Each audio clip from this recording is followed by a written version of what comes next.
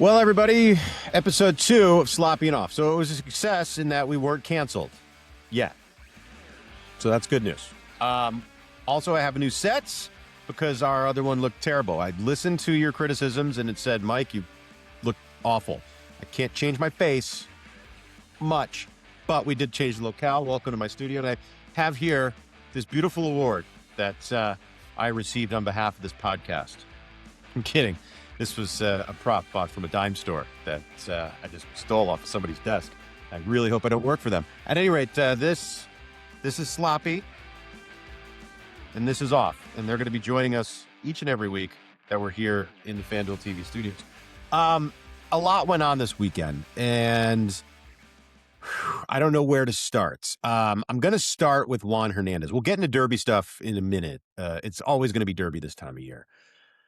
Juan Hernandez, in the past 3 years, has become the best everyday rider here in Southern California. I don't think any of y'all outside of Southern California really know this guy that well.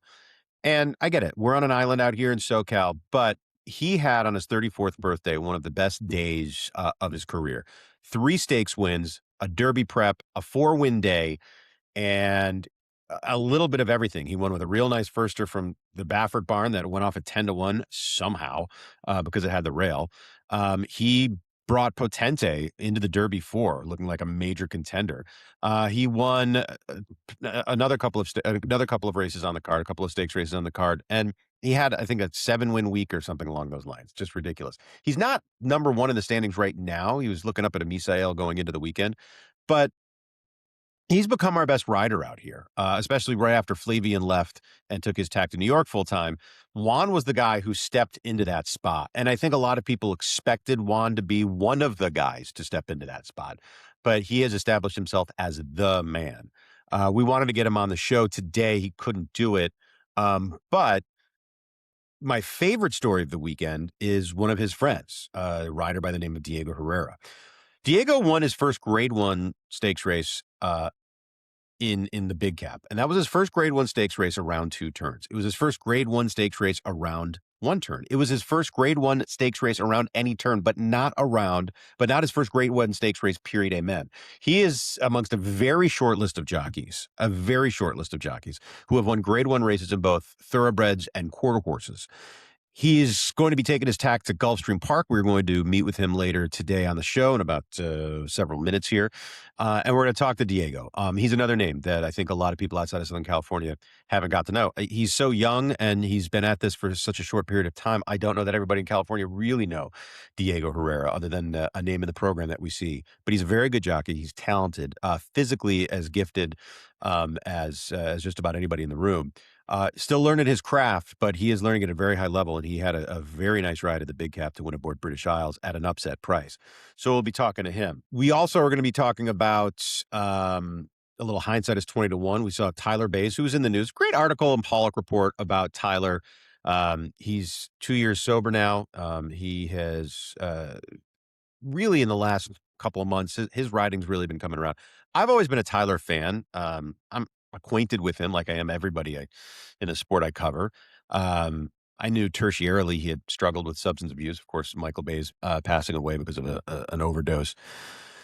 I mean, that's almost 20 years ago. It's got to be 15 years ago now. Almost 20 years ago now. That was his cousin. I knew Tyler struggled. I didn't know to the extent. And I'm really not here to talk about Tyler's struggles. I'm just happy to see him doing well again.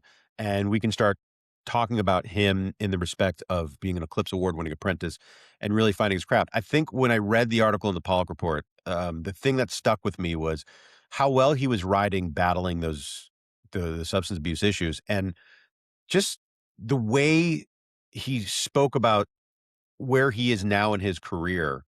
I actually think we might be seeing the potential for a better version of Tyler Baze on the track, not off the track, on the track, than we have seen maybe ever. He's a young guy. He's in his early 40s. I know that's old for an athlete, but he's still got a lot of racing in front of him. And I've always been enamored by his work ethic and his talent. I think he has pretty good hands for a rider. Horses do like to run for him. He works harder than anybody. even when he was battling substance abuse. So he's a jockey and a story that I right now my interest is gravitating towards, and I want to see what the next few months and what Delmar holds for Tyler and what his business does. He's got a young agent. Riley Shapiro's is the guy who's got his book. I don't know much about him, but I do think that there's potential for a bit of a resurgence. I think of Tyler Baze, teaming up with Jeff Mullins and winning everything those two teamed up with for years, and they're good friends and they work well together. But I could see him getting into some other barns as well. But that's a career to watch, and I think we're potentially going to see, like I said, the best version of Tyler Baze we've seen in quite some time, and also couldn't be happier for him personally. Obviously, having been sober for a couple of years now, good for him, and I do really want to see what he has in store for the racing game now going forward. Um, Here in Southern California, we had our biggest day of racing, obviously with the Big Cap, and they had their biggest day of racing at Tampa Bay Downs. I'm going to start kind of getting into some Derby talk here. First things first, the Puma, legitimate Derby horse, period, amen. I've got some really smart colleagues because we had 3 people there at Tampa Bay covering that race, and 2 of them picked the Puma. Matt was all over the Puma. Anthony was all over the Puma. And I think Larry liked the Puma as well. And with that victory, I think he thrust himself into, he's a top 5, top 10 Derby. He's definitely top 10, top 5 as far as talent ability that we've seen. I think people are really gravitating toward him. Flip side, Potente. Bob Baffert has done some pretty amazing things training. Potente winning the San Felipe, first tried 2 turns, just a second start. Juan Hernandez. I know that's kind of how things are going these days. The fresher, lighter raced horses are having more success on the Derby Trail than in years past. So all of those conditioning foundation lines of of logic that we had for years and years, they seemingly don't apply, at least not as much anymore. But Potente, expensive horse, looked fine winning, didn't blow any doors off. And then when he wins the San Felipe, he did so, I thought, at a very respectable time, sub 143. It was what, like a half a second slower than what journalism's San Felipe was last year. Vastly different by our speed figures, though. I believe they gave him a 95 and then they reversed course and went, we're going to bring it down to an 89. I'm not sure why. I don't know how they calculate. I've never made figures in my life for some. I love Thorograph figures. I think they're great. I use them religiously. I rely on buyer speed figures as well. I should probably know more about how they're made. I'm not one of those guys that had a stint making figs, as Matt Bernier would say. I didn't try to make my own figures and numbers and all that. I don't do that. But I do think it's interesting they revised it. I thought it was faster than that, not knowing anything about figures the way I do. But, Brandt, was that a disappointment? Looked like he got short. I think Brandt is going to be a 1-turn miler type. I just don't think he has ever looked like the type of horse that wants to go 10 furlongs. But far be it from me to say, he's in the hands of somebody who knows more about this game than I do. As far as what's coming up with the Virginia Derby, I'm looking at the PPs right now. Forgive me if I have not memorized this field yet, but I look at it as 2 groups of horses. You have horses that are just trying to announce themselves as Derby prospects. Like, hey, look at me, right? Who falls into that? Work, the Doug O'Neill horse coming off of a maiden victory on the turf. High Camp for Will Walden coming off a maiden victory at Gulfstream going 7. Lock, Stock, and Pharaoh, 2 for 2 for Tommy Drury. These aren't names we've seen in a stakes race yet. Clocker Special for Rudy Brisset. It's definitely second tier, third tier type 3-year-olds as things stand right now. And then you got some reclamation is that too harsh of a word this early in their career? I mean, what are we reclaiming here? Horses are trying to say, hey, no, look, I took a step forward. Number 1 on that list is Butane. Okay, this was a horse who second to the hopeful behind Ted Noffey. The San Vicente was second. I don't want to say disappointing, but he was an odds-on favorite that day. Second to So Happy. And then in the Southwest, the Silent Tactic. First blush, you're saying, eh. I mean, that was his first try around 2 turns. He regressed speed figure-wise. That's not something I really like. But you get Butane going back to a 1-turn mile and 1/8. I know they're all going back to a 1-turn mile and 1/8. I don't know that Butane is a Derby horse. He might be a Virginia Derby horse, though. This might be his day. Because I do know that, he didn't look like he was loving the extra ground going a mile and a 16th in the Southwest, but maybe you can fool him going that mile and an eighth into thinking, hey, I can do this because it's only one turn. But he's a horse who's, a little bit of a reclamation product. Grittiness, trying to show that, hey, maybe that New York form is good. All those horses coming out of the Sam F. Davis, Epic Desire, um, and Confessional, both flopped in the Sam F. Davis. Well, I'll tell you what, with the Puma winning out of that Sam F. Davis, boy, that makes Renegade's form look really good, who won that race. And anybody else coming out of that race, well, I mean, you got to give it second thought. How tough is the Sam F. Davis? How tough is the Tampa Bay Derby? Right now, we're saying the Tampa Bay Derby's good. And if the Tampa Bay Derby's good, if the Puma's good, those Sam F. Davis horses, you got to take a little more seriously. So those are the horses that walked into that stakes company, high hopes, and didn't really last try around the track, didn't really say, hey, look at me on the first Saturday in May, I'm coming. So you've got horses trying to reestablish where they are in this pack. And then you have half the field looking to just say, hey, look at me, I'm here. I know you never heard of me, but I'm going to try and get in this party as well. Very interesting race. It's the final 105-point race. That's the total number of points. I did the math on a calculator, so I know it's right. 50 to the winner. I'll be out at the Virginia Derby with all my friends. It'll be me and Joaquin and Joe Talamo and Scott Hazelton and Ashley Mayu and the social team. I have Gina Lucille out there. It'll be great. It'll be a good time, fun times. But that is, as we lead into the Derby talk, gets us to our Rose rankings. I'm looking off screen right now because I'm looking at my producer and the co-creator of this show, Mr. Justin Powell. No relation to Jerome Powell. So if you're unhappy with interest rates, he can't help you. Even though I've typed Jerome on my texts a million times to him because I listen to too many podcasts about politics and money. Okay, it's time for Rose ranking. This is where Justin tries to throw me under the bus and get me to rank not a random smattering, but his selection of 3-year-olds on the Derby Trail and rank them 1 to 5 roses. 5 roses mean I think they can win the Derby. I want them to. 1 means I think they have no business being in there. I'm ready, Justin. Are you? Precisely. I'm ready. So let's get it started with the horse you already touched on, the Puma. 56 points to the Puma. Trainer Gustavo Delgado's Essential Quality Colt has been steadily climbing up the leaderboard after capturing the Grade 3 Tampa Bay Derby under jockey Javier Castellano. What are your thoughts? I'm not buying the Puma hype as much as everybody else. I'm going to give him credit on my coverage. If I'm going to give accurate coverage, I'm going to say he's a top 5 or top 10 Derby prospect right on points. He's the now horse. My feelings, I don't think he wins the Derby. So he's somewhere between a 3 and a 4. I feel like a 3 is not fair and a 4 is too high.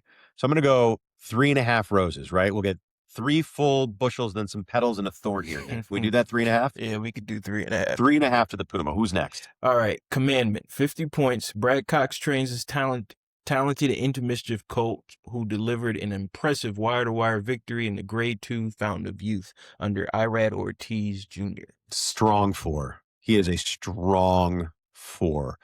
I think he's as good as any horse on this Derby Trail.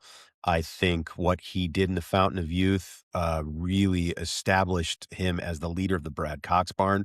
This is an operation like Todd Pletcher, like Bob Baffert, that has multitude of 3-year-old prospects each and every year pointed for the Derby.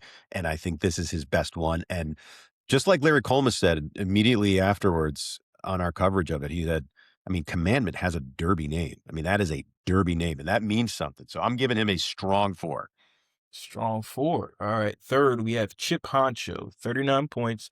Steve Asmussen's Connect Colt has shown consistent form, finishing a solid second in the Grade 2 Risen Star behind leader Paladin, and will likely target the Grade 2 Louisiana Derby at Fairgrounds. What are your thoughts? Honcho, here's my problem with Chip Honcho is that I got to give him credit for the Risen Star, right? He ran very well that day on the front end. How bad were those fractions? They were 47-2. That's fine. That's legit. He keeps getting better. I hate betting against Steve Asmussen. He's a fast horse. I think he can carry that speed for a good ways. Can he carry it 10 furlongs though? I don't know. I'm going to give him 3. I'm lukewarm. He's the kind of horse I want to bet against. You know what? No, I'm gonna go 2. You know what? I'm gonna go contrarian here. I hope Steve doesn't listen to this podcast. I want to go 2 on this horse. I'm just afraid of the barn. But I'm gonna go 2. I'm gonna say Chip Honcho's a 2. 2 roses. 2 roses. I think that's the lowest rose Yes. count you ever given. Yes.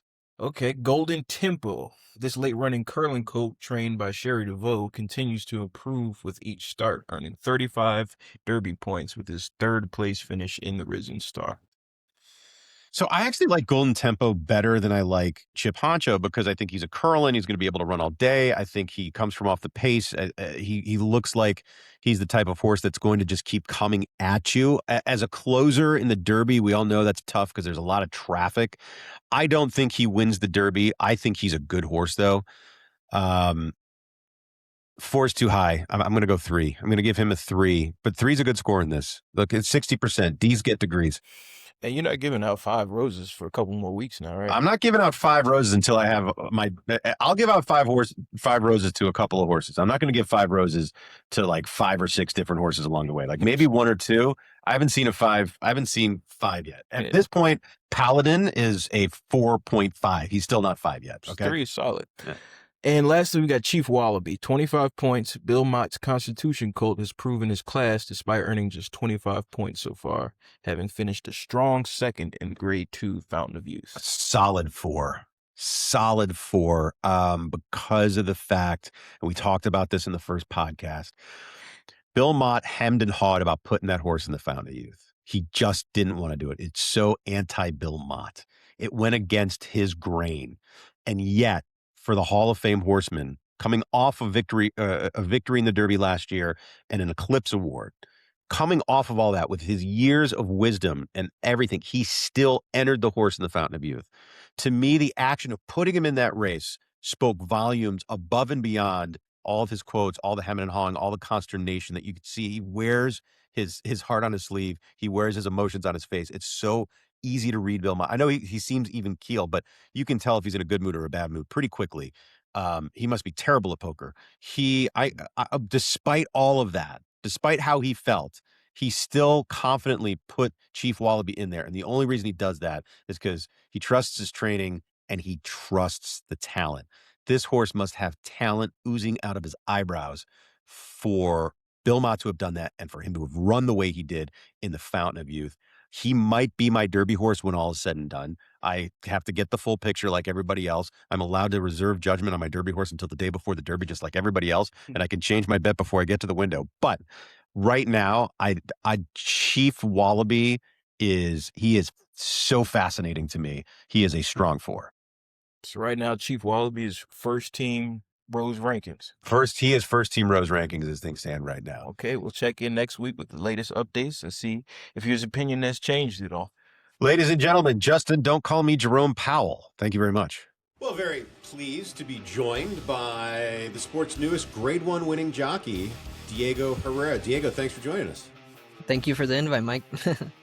Okay, so let's talk about British Isles and the Big Cap. First Grade 1 thoroughbred victory, and I specify thoroughbred. We'll get into that in a moment.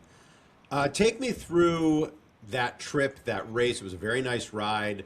You were a long shot. You were on a bit of a price horse there, so not too many people expecting British Isles. What did you know about that horse, and what was your plan going into the Big Cap? I studied the race, before going, riding the race, obviously, and I know my horse very well. I've ridden him, a couple times, and I've gotten to be real familiar with him in the mornings. And he's a bit of a quirky horse. He's not always one that pours his heart out, on the track. But it's always good to know the horse you're on. I mean, really, it was just pretty simple. I broke pretty good. My plan A was break regressive, try to get down to the rail, save as much ground as possible. On I had the 3 in mind. I knew I've watched a lot of his replays. I knew he's not a horse that likes to be covered up, so I knew that I needed to be aggressive and try to keep him inside, and it worked out. I had the trip, and he's just a bit of he's a tough horse. You got to keep his attention, because he if you try to relax, he'll relax, and you're in a battle with trying to get him back into the bridle. So I got lucky enough that can't move a little early on me, and he kind of engaged my horse, put him on the bridle, and after that it was just he did everything on his own after that. I was just trying to keep him awake. Take us inside the mind of a jockey when he gets his first Grade 1 victory. What kind of a feeling is that? The validation, especially a storied race like the Big Cap. Just it puts you in a different category. Not just to yourself, but to other people. Now you're not just a regular jockey. Now you're a Grade 1 winning jockey, and to win the San Anita Big Cap was special. I didn't really realize how historic that race was until after I did my homework, and I did a little digging, and it's pretty crazy to be a part of that list of jockeys that have won the Big Cap now, and it's a very special feeling. Not many words can describe it. You're on a shorter list than jockeys that have won the Big Cap. You are on a list of jockeys that have won a Grade 1 in quarter horse racing and thoroughbred racing. Tell us the story of. I don't want to tell the story for the people at home that haven't heard it yet, but tell us the story of the win in the Charger Bar, that first Grade 1, and the day, because you were riding a doubleheader that day. Yeah, I was at Santa Anita. I think I had like seven rides that day. Rode that day. Actually, funny enough, I always talk to Mike about it. I beat Mike on the wire on a grass. It was actually my first grass race that I won at Santa Anita. You're talking about Hall of Fame jockey Mike Smith, but yeah, and so I go to Santa Anita, have a win, and then I go to Los Al. I think I was booked for another 6 rides there. So 7 at Santa Anita, and so 13 races between the two tracks. Yeah, 13 races. So I'd go over there, ride, and I happened to take off the stake before. I took off the winner to ride a horse for, I think it was Angela Aquino, which I'm very close to, which is a trainer at Los Al. I took off. The horse I ended up finishing 3rd. The other horse won. While I'm walking back into the jocks room, and Juan Aleman is standing right there, and he's kind of looking for me and telling the clerk of scale, like, I need a jock to ride my horse. She's 6 to 5. The other jockey couldn't do weight, so I ended up picking up the horse, and the rest was history. I rode her, got the win, and it was just pretty special. That's amazing on the tail end of a day when you ride 13 that you win the Grade 1. Let me ask you about, you talked about Angie at Los Al, knowing her, and your quarter horse background, because you were riding quarter horses as well, pretty competitively. How did you get into horse racing? Set the table for people that have never seen Diego Herrera before or met you before. Tell us how you found this game and how this game found you. Yeah, my family's from Mexico, so we have horse racing was in our blood always. Horses just in general, my dad grew up in a farm, and he was raising cattle and sheep and all that. So my dad ended up buying horses when he got to the US, and him and his brother had a couple horses. Fast forward to when I think my dad was about 45, he started getting into the quarter horse business. He bought 2 quarter horses. We ended up running them at Los Al. I started going to the barn in the mornings with my dad, trying to get into it. Then my dad, when I was 7 years old, he bought me a pony, a little Shetland pony, and that was kind of just the start of everything. That was what really initiated my love for racing and for horses. And then when I was 12, I rode my first match race. Then fast forward, when I was 14, I probably shouldn't be saying this, but I started working at Los Al. I was, walking hots for Elena Andrade, horses picking feet and doing all that. And then I got my groom's license when I was 15 and a half, when I was able to get a worker's permit. I got my groom's license. I worked as a groom for about a year, and then I went to the farm and started breaking babies with Elena Andrade. Let's see, but about 6 months after that, I started working at the track, galloping horses at the track. And then I think the day I turned, I want to say 16, I got my license. So Elena has mostly quarter horses, right? Because Elena and Angie are sisters, and Angie became a force with the thoroughbred circuit, going 4.5 furlongs and around the bull ring at Los Al. But Elena stayed mostly with the quarter horses. Yes. She's always, she's had occasionally, she'll always try to keep 1 or 2 thoroughbreds in her stable, but yeah, primarily quarter horses. And then Angela, obviously, she's all thoroughbreds, and they're the opposite, actually. She'll occasionally have 1 quarter horse, and they'll bounce off, but yeah. So both when very. you started, so when you started as a jockey, you started as a quarter horse jockey when you were working horses. So you got that speed feeling right off the bat. Like you got that immediate rush. Yeah, no, I'm an adrenaline junkie. I mean, anything that's fast, I want to be on it. But yeah, actually, funny enough, I never wanted to ride thoroughbreds. I was wanted to ride quarter horses. I wanted to, my dream was always, it still is a dream. Hopefully one day I get to do it. It was riding the All American, and if I get lucky to win it, that'd be pretty special. But um, Scott Craigmile, which was the clerk of skill at Los Al, he told me one day, I think I won one or three in one day, and he said, "Hey kid, you gotta try Santa Anita," and I'm just like, "Nah, I'm all right. I don't want it. I don't want to go over there. It seems a little intimidating." And then I think like 2 weeks later, I think I won another three in one night, and he's like, "You're going to Santa Anita tomorrow. You can't tell me no." And I'm like, "No, I don't want to go." And he's like, "No, no, you're not. I'm not asking you. You're going tomorrow." So So he let ended up sending me with Vince DeGregory, and then that's how my career at Santa Anita started. so that I- so that that basis of athleticism from quarter horse racing, we see a lot of great thoroughbred jockeys that came from quarter horse racing.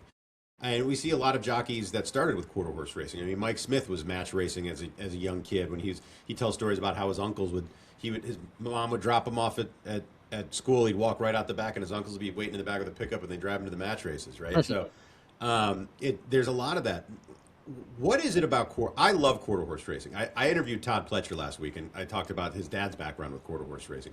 What is it about quarter horse racing that prepares you so well for thoroughbred racing? To use quarter horse racing as a stepping stone to where you're at now, what did that game teach you that you could bring into this game?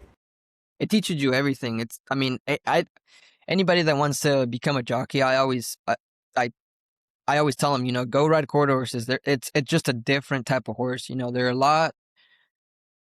They're a lot more headstrong. I mean, thoroughbreds are very strong, but they're a lot like if you have a good hand, you can always calm a horse down. A quarter horse, if he decides that it's his day to act like a crazy man, there's no stopping, and they go a lot faster. They're very powerful. You know every horse is powerful, I think, but I always compare it to like if you can ride a quarter horse, you can ride a thoroughbred. It's almost like if you can drive manual, you can stick shift, you can drive automatic car. It's pretty it's very hard for me to tell it to somebody because I grew up riding quarter horses, so it's like for me it was my second nature. And when I went to ride thoroughbreds, it was almost like I was in a complete different world.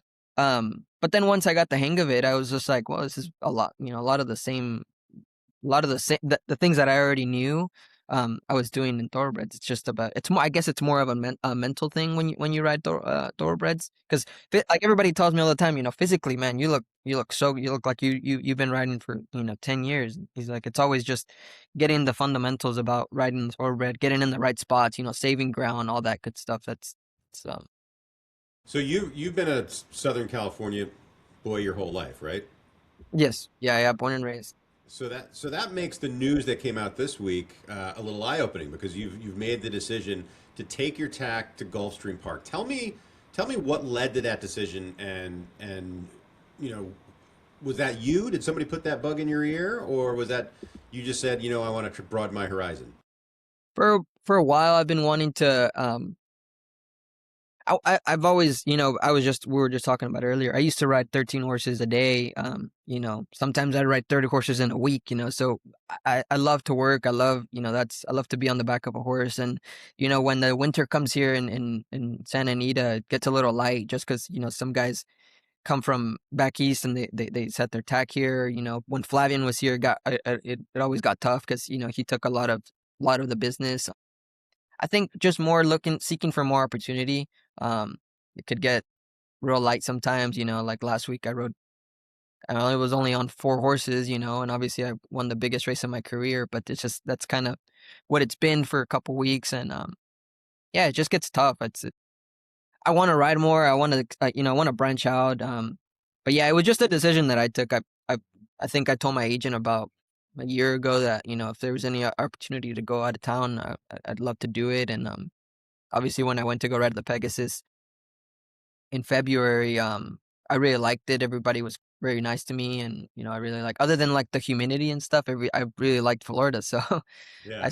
when Kevin called me, it was kind of seemed to work out pretty perfect. And obviously the decision to obviously move was a little harder once I won, the race last Saturday. But I think it's time. Tell me, do you have any barns that you have some business with already? Are you expecting to go in? And I mean, I imagine there's going to be a lot of walking the barn areas and trying to drum up business. But do you have any business that you're walking into before you get there? I don't. I have a couple guys that I've talked to already. Amador Sanchez. I talked to him, and I rode for a couple for him. So he's a small barn that I'll be riding for. I think I have one for him. Once I get there. But no, it's just starting all over again. I'm starting from zero, and I'm gonna go work hard and try to make something of it, make something great of it. And hopefully everything works out. Well, Misael Jaramillo just did the exact opposite of you. He just came from Florida to California. Has he given you any wisdom about the way things are down there? If there's anything different, have you talked to him about your move? Yeah, actually, he was the first person that I asked, just because I knew he used to work with him. So I told him, and he said, "Look, a lot of guys are going to be leaving. There are a lot of opportunities going to open up for you." He's like, if you're ready for the move, he says, I suggest you take it. And he's very nice. He was a very nice guy, because I never met him, and when I went to go talk to him, he was pretty open to give me advice. He just kind of laid it to me straight. He says, "Look, it's going to be a little hard, just because when those guys are there, they take up a lot of business. But once they leave," he says, "right after the Florida Derby, it opens up." So hopefully, I leave next week, so I'll be there hopefully working horses for a couple weeks, and then hopefully get to get on some horses. All right, so you're going to be there in the dead of summer, huh? That's going to be a lot of fun. Yeah, I'm excited. Well, hey, look, I wanted to say congratulations on your first grade one. It was great to see you get that under your belt before leaving town. I was a little shocked to see you leaving town, but I get it. I mean, it's the way it works in California. In Del Mar, everybody eats, right? There's tons of horses. We're running 4 days a week.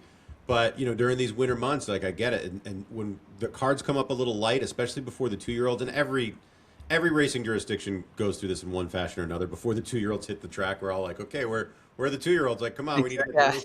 And before that happens, you've got 5 or 6 Hall of Famers that bring their tag.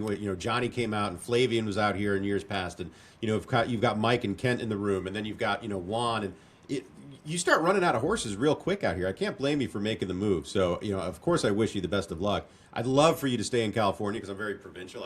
I love it here. I mean, hey, look, there's a great sushi place right behind me. I mean, Yeah. what you possibly want. But I do wish you all the success in the world, Diego.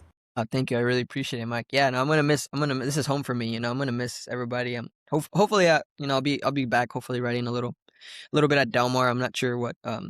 I got a lot of connections here, so I'm obviously always open to come back and ride. So who knows? Maybe in the near future we'll come back and ride a couple horses here.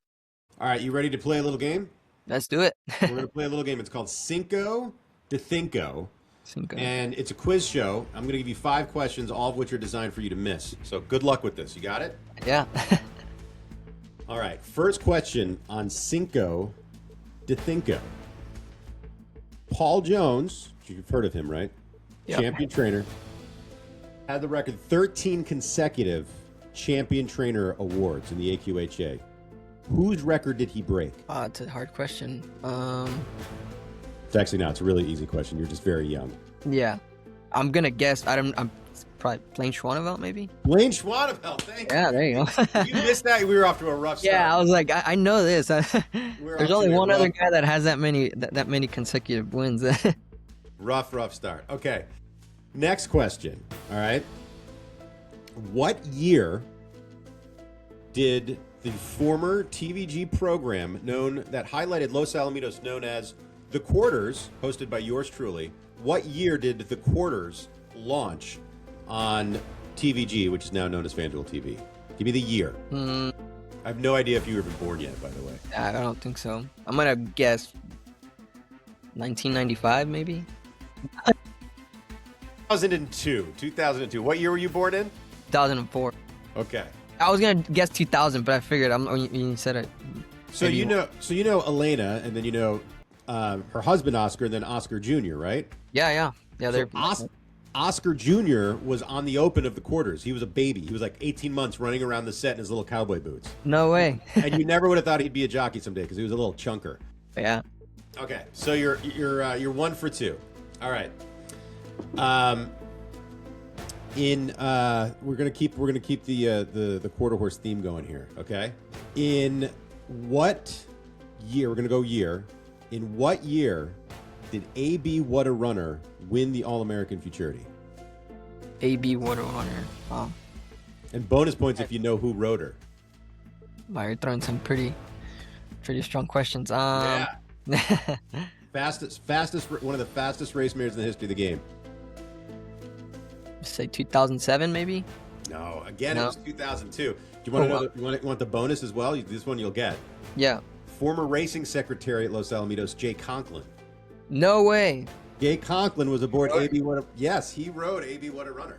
Funny story about him. So he gave me my first pair of boots at the track. He used to give me a bunch of tack because he used to be the racing secretary at Los Al, and he used to walk around, and I was probably like 12, 13 years old, and he came up to me one day. He's like, hey little jock, you want some tack? And I'm like, yeah, sure, give me all you got. So I still have them in my storage. I got boots, pants, he gave me a lot of stuff. Dude, he rode the fastest mare I ever seen on a track, man. She was something else. Okay, so you're 1 for 3. We got 2 left to go here. Just keeping it with quarter horses. We're losing like half the audience, but I don't really care. But they'll get this. Name 2 Hall of Fame thoroughbred trainers that started by training quarter horses. This is an easy one. Dwayne Lucas and Bob Baffert. There we go. All right. So now you're back on. So now this last one is whether you get a passing grade or not. Okay. This last one is whether you get a passing grade or not. What Hall of Fame quarter horse jockey, when he was an apprentice at Wyoming Downs, was so bad that the rest of the jockey colony went to my dad, who owned the racetrack at the time, and refused to ride unless they got him out of the room? I think I know this. Sorry, my language. I think I know this. You can drop F-bombs, just don't say bastard. Wyoming. Hall of Fame. No? That would be Cody Jensen. Hall of Cody? Fame rider Cody Jensen. No. Oh wait, yeah, you said quarter horse. Yeah, my bad. Oh, Gary's ridden a quarter horse or two. He would have loved to ride the All-American too. Cody Jensen, I'm exaggerating a little bit. But the jockeys colony was like, he's unsafe. We can't. There were 2 jockeys that they couldn't stand. Cody Jensen and the late Dusty Stimson. And I don't know if you remember Dusty because he died before you were born. Yeah, but he won back-to-back runnings of the Los Alamitos 2 Million Futurity. Well, he rode Dashing Nude and whoever won it the year before. He was gate to the wire, one of the best to ever straddle a horse. And that's when because I cut my teeth in Wyoming, and those 2, so we had a jocks room with Dusty Stimson, Cody Jensen, Billy Peterson, who won the All-American, Russ Fischerelli, who you may or may not know, but he was very good, Chance Rollins, who was a thoroughbred rider out here. And you know who the leading jockey was in 1991 in that colony? Holly Carlos, better known as Holly Skeen, the wife of Mark Skeen. Wow. She was the leading jockey, yes. That's crazy. At any rate, all right, Diego, thank you so much for joining us. We're done with this interview. You did great. You were 2 for 5 on the old Cinco de Pico. But look, if you can hit it 40% at Gulfstream Park, man, you're going to be farting through silk underwear. It'll be all right. Yeah, no, thank you so much. Thanks for having me. All right, thank you very much. Diego Herrera. Look, I've found a price or two, but nowhere near methodically like my man Caleb Keller. So hindsight being 20-1, we closed out Big Cap Day in a big way at Santa Anita the other day. Caleb, how do we find this horse beforehand? Okay, so it's going to be race 11, Mike Joyce, on Saturday at Santa Anita, the 7th day of March. And it was a 1 mile race on the turf. Optional claimer, $20,000 for the California breds. And old Keithing Thunder comes in there in the mid $40 range. And the key here right off the jump, Mike, the horse was a big lone speed. And here we are turning for home. And, you know, one thing about this horse in this race, there were 10 horses in the race. Other than Keithing Thunder, none of the other 9 horses were on the lead in their last 2 races. And none of the other 9 horses were even sitting second in one of their last 2 races. And when you look at Keithing Thunder, this horse 2 back got a career best buyer speed figure of 82. newly turned 4-year-old. And, as you look at the fact that the number rose up from 15 to 1, the horse had never been on the turf. And that was one of the questions for the bettors. But when you're getting an easy lead on the turf, the sire Mesa Thunder hasn't had too many turf starters, Mike, but they were hitting at 18% turf routing. Yeah, you can see. I mean, he's very quick. He's always finding himself. If he's not on the lead, he's chasing it. He's a horse. He just likes to come out of the gate with the bit in his mouth. And I highlighted that race 4 starts ago. Tyler Baze was on this horse. They went gate to wire to break the maiden, and actually the horse widened at every single call, from a half length to a length to 3 lengths to 3+. And in terms of the price, Mike, I'm going to highlight for those watching on the YouTube how the horse had never been on the turf. I was at Oaklawn a couple years ago, and there was 3 20-to-1 pluses that hit, including Lemon Muffin, who I'm sure the players will remember for the coach Wayne Lucas. But that weekend I realized all 3 of those horses, Mike, that paid over 20-to-1, they were all trying something for the first time. Lemon Muffin had never gone 2 turns and apparently loved it. They had a horse that was on the synthetic and turf at Woodbine, had never raced on the dirt, wins at 20-something to 1, apparently loved it. And there was one other horse that won at 20-to-1 who had never raced with the blinkers off. So the idea, the old adage, don't take a short price on a horse trying something new for the first time, wouldn't the opposite apply of be willing to take a big price on a horse like Keating Thunder who's never tried the turf? Especially when there's an angle there, and the angle was the pace, right? Pace makes the race. The first thing I ever really learned and internalized handicapping was a good way to find prices is to bet the pace against the class. Class takes money, connections take money, but pace can undo both of those things if it unfolds right, and we saw that with Keating Thunder. And who's kidding who? We would like to have a lone speed at any discipline, any distance, any condition. But if I had my pick, I would take my lone speed 2 turns on the turf. Because if you're lone speed sprinting, the horse themselves could tire themselves out because they're running too fast. If you're lone speed 2 turns on the dirt, we know the dirt is more demanding than the turf. The track can tire that front runner out. When you're lone speed 2 turns on the turf like Keating Thunder, you get to dictate terms. And let me give you one example, a horse that we followed for a long time, our old friend Cabo Spirit. Now, Cabo Spirit we know is a front runner. And if you look at his PPs, if he needed to, there's been times where Cabo Spirit has gone 45 seconds.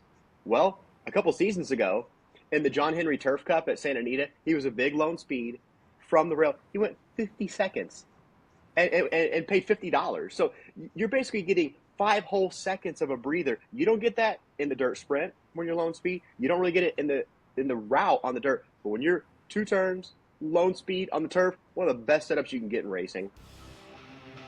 Caleb, you are a genius, my friend. Thank you so much. As we took a look back, that hindsight was indeed 20-to-1, my good man. We're going to have you back and do it again. Big fan of the podcast. Keep it rolling.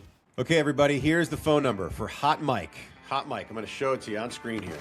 Can you see it? There it is, Hot Mike. Hope you paused it. 213-770-1764. Write this down, 213-770-1764. That is my phone number. I want you to call that and tell me what you like about the show or what you don't like about the show or what you want me to do on the show. And if you want, if you forgot the number, you can probably just get it off one of the stalls in the men's room. But call that number and tell me what you want. And we're going to play your sound bites on the air. And if it's questions, I'll answer it. If it's an insult, I'll probably play it because I'm masochistic that way. I've never walked away from anybody giving me a hard time. But we're going to compile a list of these things. I'm going to be in Virginia this week for the Virginia Derby. The following week, I'm going to be at the Louisiana Derby, and the following week, I'll be at Arkansas. So, post-race reaction from the Virginia Derby, or pre-race questions for the Louisiana Derby, or if you see something I did on the air, or one of my colleagues did on the air, and you want to make fun of us and tell me what an idiot I am, please call the Hot Mic. Want that number one more time? It's 213-770-1764. And if you call now, we'll send you a free plant. I'm kidding. We're not going to send you anything. We're literally not. I don't even know where the mail is anymore. I'm not sending you a plant. Just get it out of here. And that's another edition of Sloppy and Off. Thank you so much. I'm catching a plane. I'll be on my way to Virginia. You can catch me there for the Virginia Derby. I'm going to give you a little quick insight. I'm going high camp in the Virginia Derby. That's already locked in. And I might go baffle in the Virginia Oaks. It's looking like baffle for Todd Pletcher. I know it's a maiden, and I just wonder why this horse is there. Probably to help make the race go for Cadabra, but I'm going to go baffle at 10-1. That's going to be my top pick. It's going to be a monstrous play. You guys are going to love it. At any rate, catch us wherever you get your podcasts. I don't know how the internet works, but somebody told me that it's there. And be smart. Be a smart horse player out there. I've done a lot of stupid things in my life, but I've never bet an octafecta. Take that with a grain of salt. Thanks for joining us. Next week, we'll be back on Sloppy and Off.